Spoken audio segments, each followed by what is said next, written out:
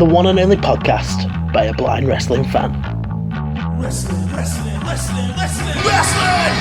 the dark!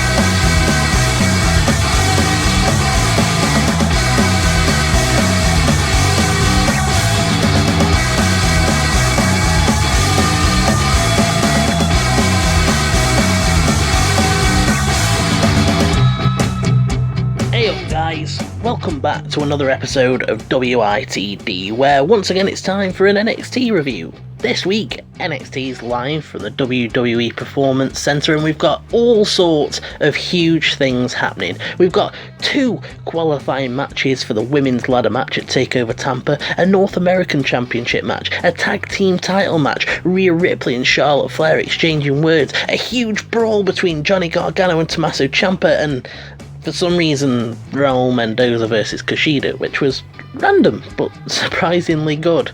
I've got a few issues with this show, which is a rare thing because I usually don't have anything to complain about when it comes to NXT, but I did have a few issues with this show. I'll get to that when we get to the problematic parts. For now, we'll start things off with how the show started, which was the North American Championship match between Keith Lee and Cameron Grimes. Cameron Grimes actually surprised me in this match, impressed me with his in-ring smarts, and I actually think that this did a lot to make him look really good. In the early moments, he was trying the lumberjack approach, trying to attack Keith Lee's legs so he could take him down that way. Unfortunately, it's not easy to chop down a tree when that tree can just grab you, and Grimes gets locked in a bear hug. He gets pounced out of the ring, he tries to fight back in with kicks and goes for a tumbleweed senton but gets caught by Keith. Keith tries for a spirit bomb, Grimes blocks it by grabbing the top rope. He tries a tope, Keith catches him again, tries for the spirit bomb, but again Cameron blocks it by grabbing the ropes. Just before the commercial, Grimes gets a diving crossbody. When we get back from commercial, Grimes is on top. He goes for a German suplex, but Keith counters, gets a leapfrog and a crossbody block. A super kick, a roundhouse kick, and finally Grimes pops off that German suplex, and Beth compliments how good his bridge is. He gets a DDT for a cover, he goes for a cave-in, Keith moves, tries for the spirit bomb, Cameron moves, and then Keith just pounces Cameron across the ring and gets the Big Bang Catastrophe for the win. After the match, Damian Priest comes out and attacks Keith Lee with the same nightstick that he used on Dominik Dijakovic. Dijakovic himself comes out, attacks Damian Priest, sends him packing, commentary play up on how much respect he's got for Keith Lee. I'm sitting there thinking about how much I love this sportsmanship, this respectful rivalry that Lee and Dijakovic have got, and then Keith Lee pulls off the stupidest thing ever.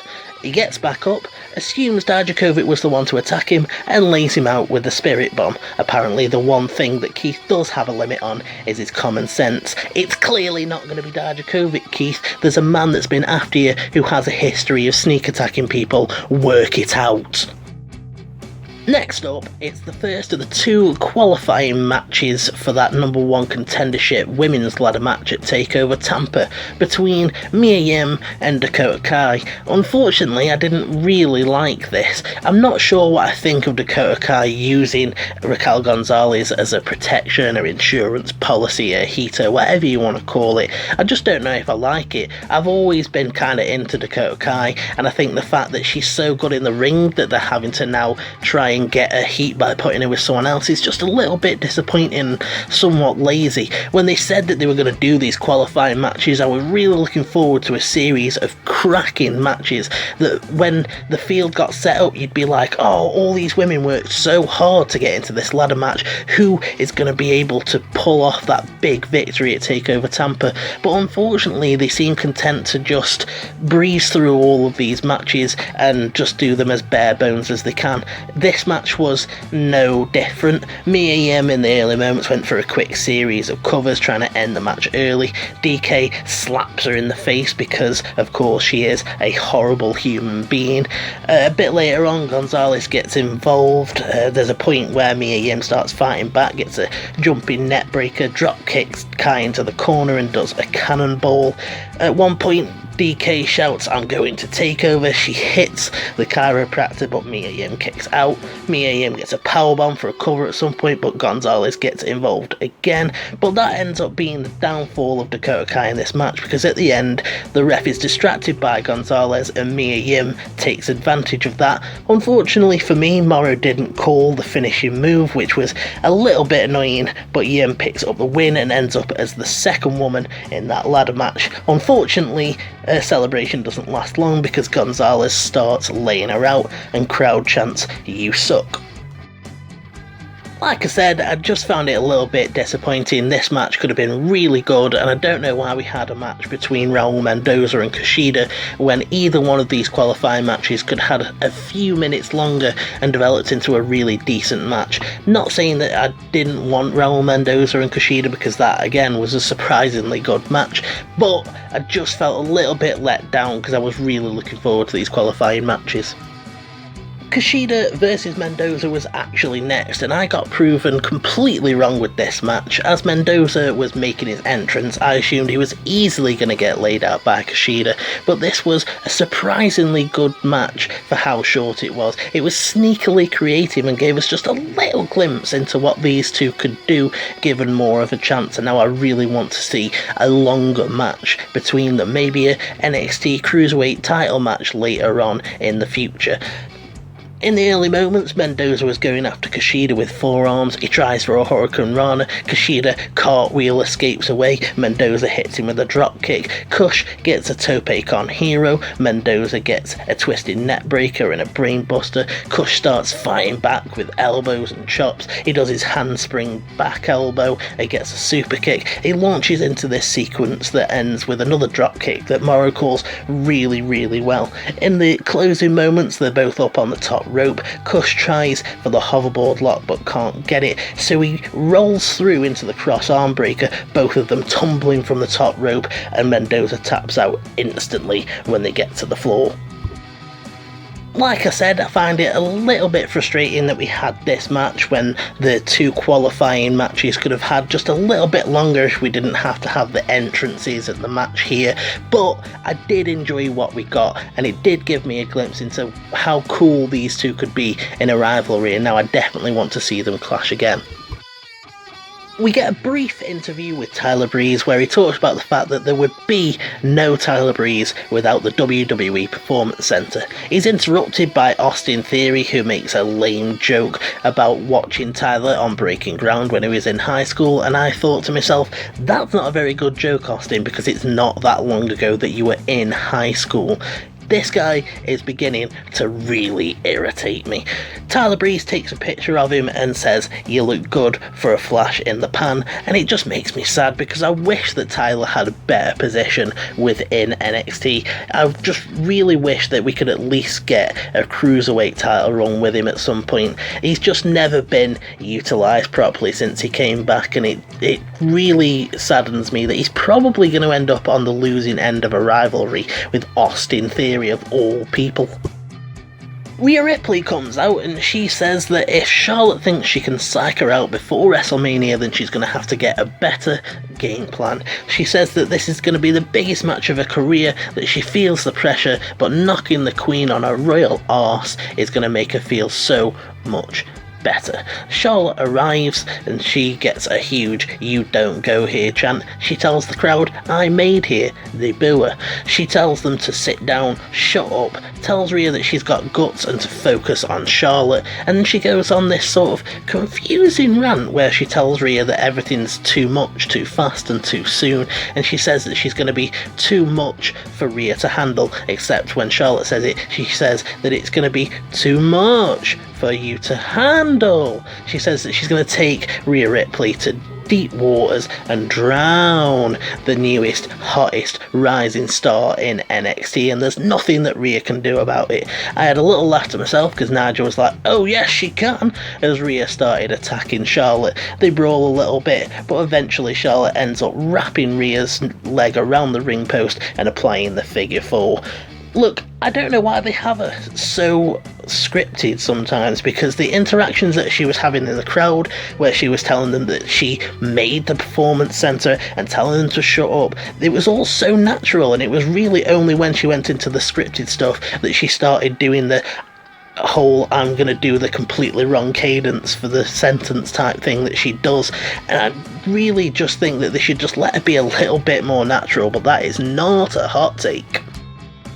The first of the confusing segments for me here, Mia Yim is talking about the fact that she gets to be in her element for Takeover with ladders. She's been waiting for a redemption and now she gets it, but then something happens. At first I assume that she got attacked or something, but then Nigel says that things aren't looking good for Raul Mendoza. Mauro mentions masked men, and I was like, what the hell? My first thought was, this is probably Johnny, just because Gargano has a history, what with the Aleister Black thing. I'm not sure what happened. If you want to let me know in the comments section, I'd really appreciate it. The second of the qualifying matches is even more disappointing than the first one. We get Tegan Nox versus Deonna Purrazzo, barely. Purrazzo works over Tegan's arm, Tegan tries for a cannonball, but Deonna moves, gets a bicycle kick, tries to lock Tegan in the Fujiwara armbar. Tegan counters that, gets Deonna in a cover, Deonna kicks out, so Tegan gets the shiniest wizard, and that picks up the win. We could be getting so much better than what they're giving us with these qualifying matches. It's not often that I get disappointed with how NXT does things, but they're just rushing through these matches. They're just getting the ladder match set up in the most bare bones, easiest way that they can. And to be honest, Purrazzo and Chelsea Green have both looked like complete idiots every time they've put them on screen, and I feel sort of sorry for them. I was quite disappointed with this, I'm not gonna lie. The Undisputed Era make their entrance. They're set to have a match next with the Broserweights that will be for the NXT Tag Team Championships. But first, the Velveteen Dream has a few things to say. He appears and says there's 4 little men in the ring, but he's only got eyes for one. It's about Adam Cole. It's always been about Adam Cole and that NXT Championship, because if you think that he actually gives a damn about Roderick Strong and his family, then you've got another thing coming. He says that they're just tight with people's faces on them, and he says that Strong is dumber than he looks. Cole's fired up. He answers back. He says that Dream has earned nothing. Sure, he found a way to lock Cole inside a cage, but he also lost that match, and he certainly hasn't earned an NXT title match. He says that next week he's going to have a celebration, one that he's earned, because next week he's going to be the longest reigning NXT champion in history. He makes out like he's gonna fight Dream with Strong, but Dream disappears and the Broserweights make their entrance. Unfortunately, as a blind wrestling fan, there's certain things that I just have to accept and roll with, and to be honest, the rest of the show was quite hard to keep up with. And I have a few things to say about the main event segment, but in terms of this tag team title match, I can't really complain. Unfortunately, I just struggle with multi-man and tag matches, and this is a rivalry between the Broserweights and Undisputed Era that is based on in-ring action. How good they are, how fluid they are, how in and out they can be, and it's just so fast-paced that I can't even keep up with it. Even with Morrow doing a good job, he didn't suck in this match at all. In fact, he did a really good job, but it was still just really hard to keep up with because of the back and forth, in and out, who's legal now, who's legal now, stereo moves, etc, etc. It's just really hard to keep up with, but I did get a few things. So at first, the Undisputed Era keep Riddle isolated. They're using their striking offense, tagging in and out to keep him isolated. They get a double suplex on him. Kyle puts him in a double wrist lock. Eventually, he gets a Pele kick, and they try to stop him tagging to Pete, but they can't. Pete comes in and starts wailing on Kyle, puts him in an armbar, and the Undisputed Era have to guide Kyle to the ropes, so Riddle gives them a tope con hero. The champs do something that gets the Undisputed Era sent backstage. I was a little bit annoyed that they didn't really say what happened, but I'm guessing they just made the ref aware of what was going on, or made it look like Undisputed Era did something. Either way, it was a cool beat, but I just felt a little bit left out of it. Pete blocked a Senton Atomico. Again, they tried to stop him from tagging, but they just can't. He tags to Riddle, and Riddle comes in, hits all of his signature offenses, forearms, his exploder suplexes, his sentons, and he gets this really fast sequence that Morrow calls really well that I struggled to keep up with. Ends in a fisherman's buster for a cover. Pete comes in, he ends up hitting Kyle O'Reilly with a Tiger Driver and sits out for the cover, but Kyle kicks out, so Pete just stomps him in the face repeatedly and sort of just kicks the shit out of him for a bit until Kyle fights back with a clothesline. Kyle manages to get that King Kong knee drop for the cover, and then in the end of the match, the Grizzled Vets come out, they have the champs distracted. Kyle tries to take advantage of that, but he gets hit with a flash knee strike before the champs finish him off with stereo strikes, and that's that.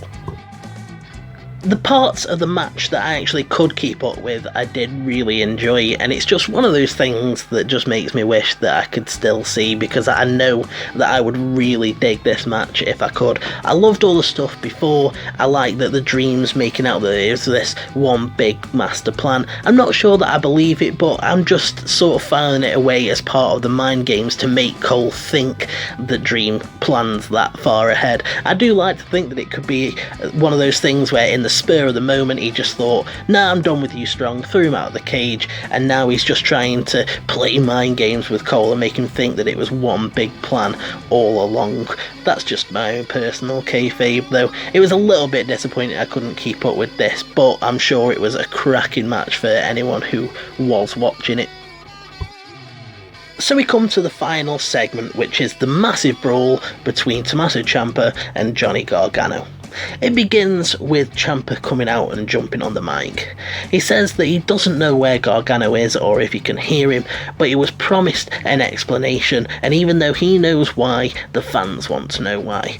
Gargano's answer is one that I quite agree with, to be honest. He says that Ciampa knows nothing about Johnny, but Johnny knows all about Ciampa. Even though the fans might have forgotten that Ciampa is a snake, that he's the worst person in the world, Johnny hasn't. He says that he must have missed something. There was no apology, no redemption. Why does everyone suddenly love Ciampa? And this is when they start brawling. They spill through to the medical bay, they fight in the gym, there's shattering noises. I just have no idea what's going on, except for the commentary slowly sounding more and more worried. Eventually they fight out to the ringside area, there's a holy shit chant at one point and I have no idea why, and then Gargano gets up on the perch, whatever that is.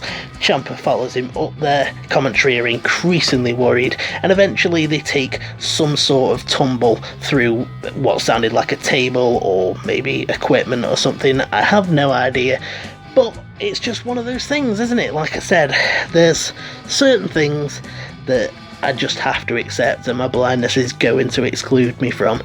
I know that I would have loved this if I could see it, and it's just one of those things that proves that wrestling needs audio description.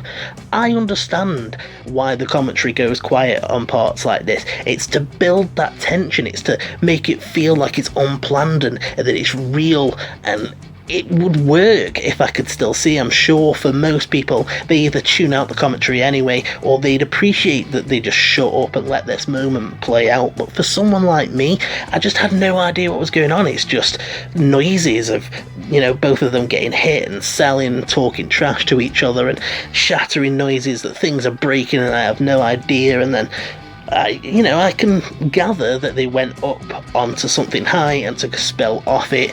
I can even appreciate the way that the commentary was more and more worried throughout the brawl. It started off just a normal reaction to it, but slowly as they were fighting in the gym and out to the ringside area, Morrow was sounding more and more disturbed by this, and I thought that part of it was really great, but I just wish that I could have had the visuals and having audio description there to just give us the basics of what's going on, the facial expressions, the lightings, the reaction of of the fans, etc., etc.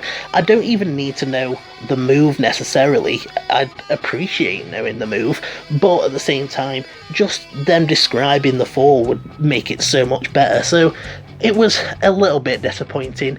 I think it was more disappointing because it came right after the tag team match where I'd struggled to keep up, and yes, okay, it is one of those things that I have to accept, but it also does bum me out.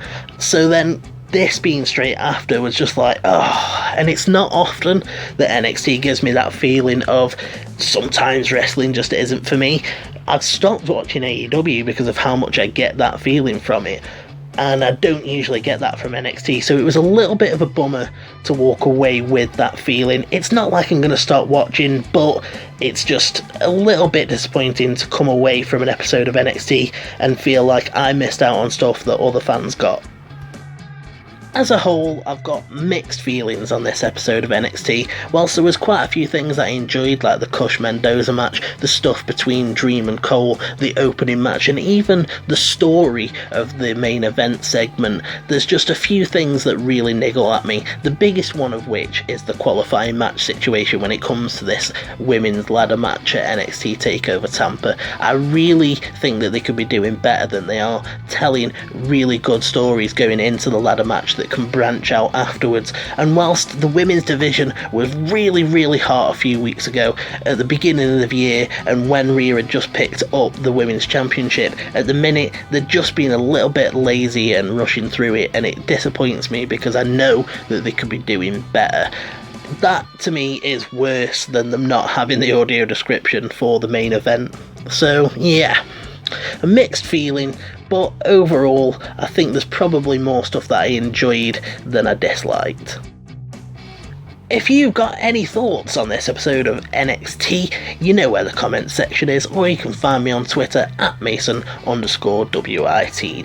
If you've enjoyed this episode of Wrestling in the Dark, leave a like and a subscribe if you're that way inclined. Come back for more, but for now, I'm off, and you should have a good one.